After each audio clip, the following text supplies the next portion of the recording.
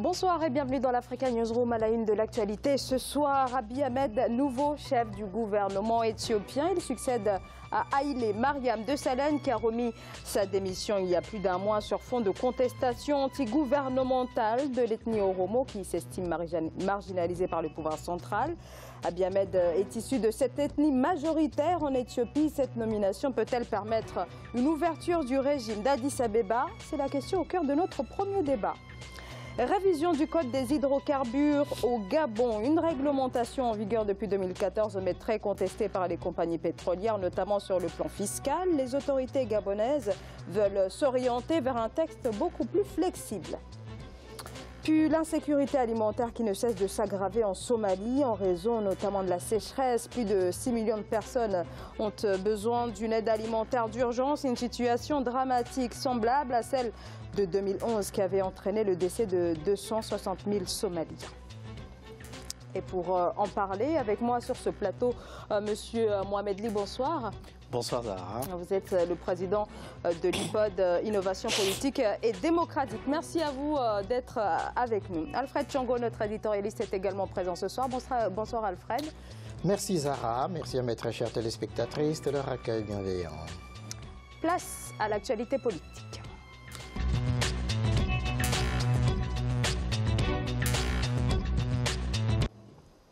Le nom d'un nouveau Premier ministre se faisait donc attendre en Éthiopie depuis la mi-février suite à la démission d'Haïlé Mariam Desalegn. Finalement, le choix de l'EPRDF, la coalition au pouvoir, s'est porté sur Abiy Ahmed, 40 ans, et passé par plusieurs universités en Éthiopie, aux États-Unis, mais aussi au Royaume-Uni. Cette nomination est une grande première puisqu'il est issu de l'ethnie Oromo, l'ethnie majoritaire, mais écarté des plus hautes fonctions dans l'histoire moderne de l'Éthiopie. Abiy Ahmed qui doit à présent gérer une crise inédite depuis 25 ans. Vina Noda. Depuis ce mardi 27 mars 2018, l'Éthiopien Abiy Ahmed, 41 ans, a été élu Premier ministre par le Conseil du Front démocratique révolutionnaire. D'un père oromo musulman et d'une mère amhara orthodoxe, Abiy Ahmed est un chrétien protestant. Un métissage qui pourrait être un atout pour diriger le pays de 100 millions d'habitants en proie à une crise politique, sociale et économique. Il faudra qu'on sorte de cette manipulation, disons, sur la base ethnique, pour qu'il y ait une meilleure gouvernance, une politique transparente, démocratique, basée, et non pas sur l'ethnie et sur la religion ou quelconque critère, disons, élémentaire. Abiy Ahmed devrait succéder à Haïlé Mariam Desalegn qui a démissionné de son poste à la mi-février pour, selon lui, permettre la réalisation des réformes politiques promises par le Front démocratique révolutionnaire du peuple éthiopien début janvier 2018. Le nouveau Premier ministre a obtenu 60% des votes du Conseil du Front démocratique révolutionnaire du peuple éthiopien, composé de 180 membres. Il faut laisser à l'opposition sa place, il faut laisser l'alternance politique, il faut laisser la population décider par lui-même quel genre de leader qu'il en veut. Il faudra revoir la Constitution. Il y a tout un tas de choses qu'il faudra revoir en Éthiopie. Abiy Ahmed est le chef du bloc Oromo de l'EPRDF, l'Organisation démocratique des peuples Oromo, une ethnie qui n'a jamais été au pouvoir. Il accède au pouvoir dans un contexte de crise économique, mais surtout politique aiguë avec le peuple Oromo. Les manifestations anti-gouvernementales à Oromia et dans la région septentrionale d'Amhara menacent la croissance du pays depuis 2015. Alors il faut quand même rappeler que le chef de l'État Mulatu Tesfom est lui-même issu de l'ethnie Oromo, mais la contestation et les revendications n'ont jamais été aussi fortes que depuis qu'il a pris les rênes du pays en 2013. Du coup, cette nomination du Premier ministre, lui aussi issu de cette ethnie, n'est finalement pas une promesse, un gage d'une volonté du gouvernement d'entamer des réformes et d'ouvrir ce régime. C'est quand même un pari. C'est un pari d'apaisement réel dans la mesure où, il faut le dire, de 1985 en 2012, c'est le parti, c'est Meles Zenawi qui a dirigé ce pays et qui est d'une ethnie très minoritaire, les Tigrés. Les Tigrés. Hein. Voilà. Et aujourd'hui, quand même, bon, si on se réfère donc à la composition sociologique et politique de l'Éthiopie, c'est quand même une correction qui est en train d'être amenée avec l'accession donc d'Abiy Ahmed à ce poste. Mais on attend effectivement beaucoup de choses de lui. Le seul fait qu'il soit Oromo de cette ethnie, et il faut le rappeler, son vice-premier ministre sera donc de la deuxième ethnie aussi dirigeante. Donc les deux feront 60%. En politique, on a besoin d'une base sociologique assez large quand même pour diriger. Nous pensons qu'ils l'auront. Maintenant, les défis, ce seront des défis de réforme. Est-ce que Abiy Ahmed pourra faire les réformes qu'on attend de lui, c'est-à-dire les réformes institutionnelles, aussi permettre les meilleures répartitions des retombées économiques dans ce pays, prendre en charge tous les besoins de la jeunesse en Éthiopie, c'est quand même le deuxième pays le plus peuplé d'Afrique, et aussi il y a une façon de diriger de l'EPRDF qui a des tendances autocratiques qu'il faudra revoir. Donc il a un grand défi. Nous pensons qu'il peut être à la hauteur sur la stabilité, il n'y a pas de problème, son parcours et même on peut dire les rôles qu'il a eu dans l'État peuvent le permettre. Il a été dans les renseignements, il a mis en place l'agence de renseignement sur l'informatique. Maintenant, le pari le plus dur, ce sera le pari de réconcilier 80 ethnies en Éthiopie. C'est quand même une diversité énorme. C'est de décorréler la politique en Éthiopie de cette organisation ethnique et régionale, faire revenir et faire renaître une nation.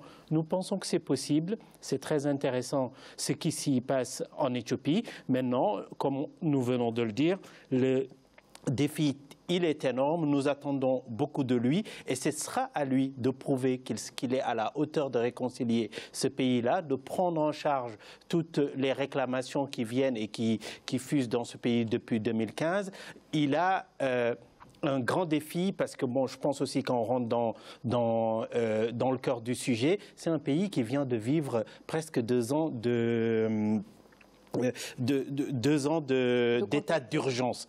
Quand même, il faut qu'il puisse sortir de cet état. Et qui est toujours d'ailleurs. Et qui, voilà, j'hésitais, mais vous faites bien de me rappeler que l'état d'urgence est en place. C'est peut-être pour stabiliser ce pays-là. Il y a des journalistes, il y a des hommes politiques comme Eskander Nega ou Anne Malem, qui est politicien, qui est en prison. Et je pense que libérer toutes ces personnes-là, faire revenir la confiance entre les acteurs politiques, donner à l'opposition sa place dans la partition démocratique de ce pays, ce sont des défis. S'il s'y met, peut-être il pourra réussir cette réconciliation et cette relance, cette mise en place des réformes qu'on attend de lui.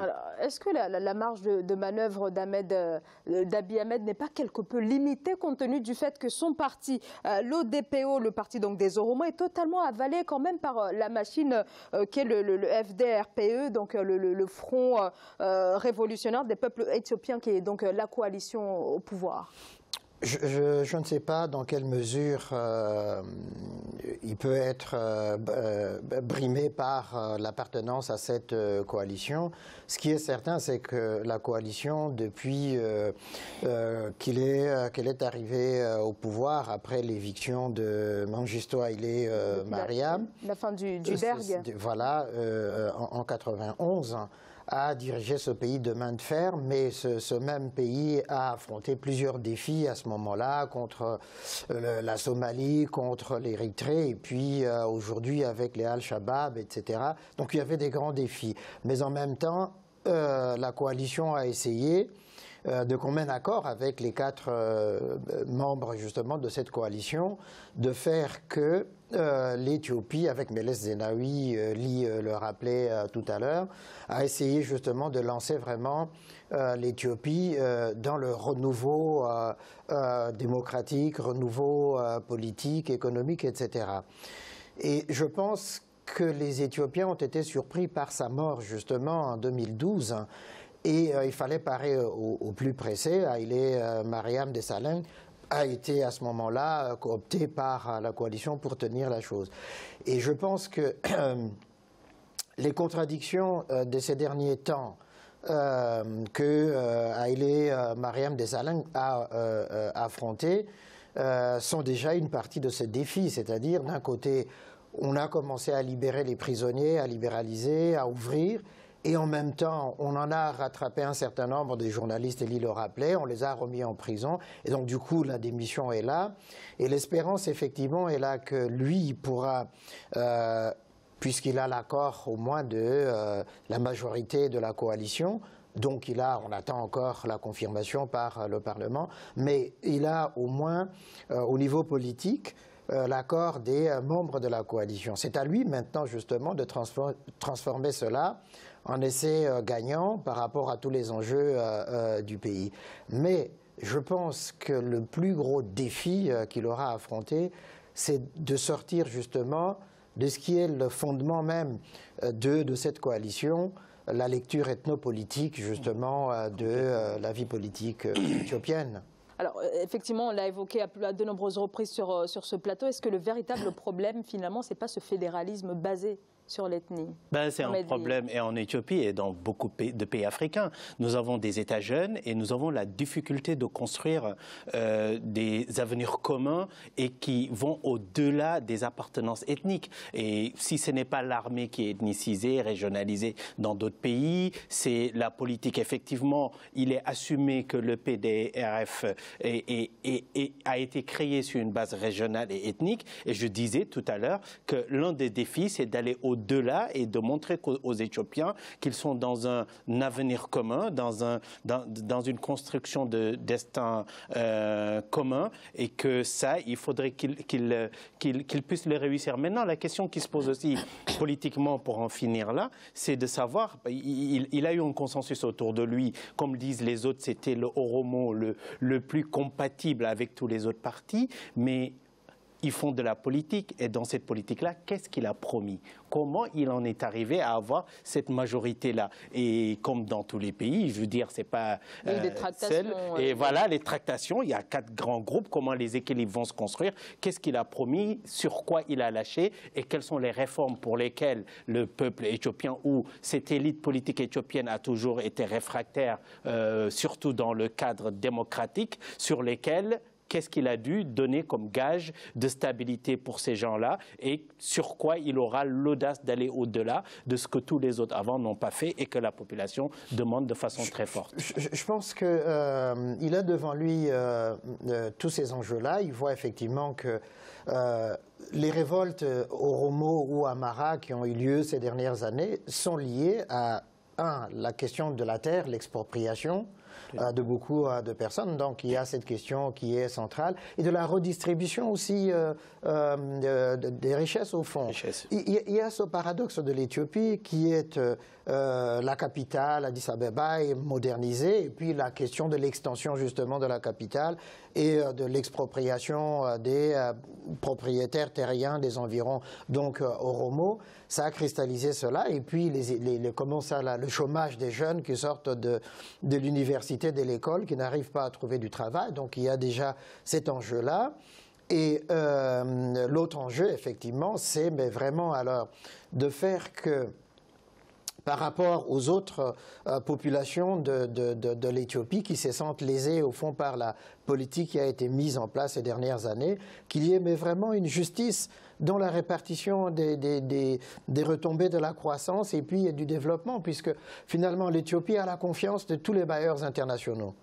Que ce soit particulier la Chine, avec des taux de croissance exceptionnels, une économie. Donc, s'il va dans ces sens-là, mais en même temps, je crois qu'il faut toujours être prudent, mais il y a la question aussi de la corruption quand même, qui a frappé beaucoup.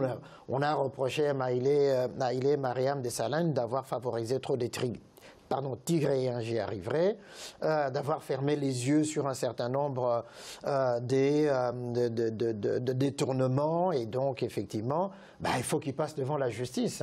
Et c'est là où est peut-être la difficulté par rapport à ce que les accords entre eux, qu'est-ce qu'il a lâché, qu'est-ce qu'il n'a pas lâché, etc. Je crois que ça va se jouer à ce niveau-là aussi.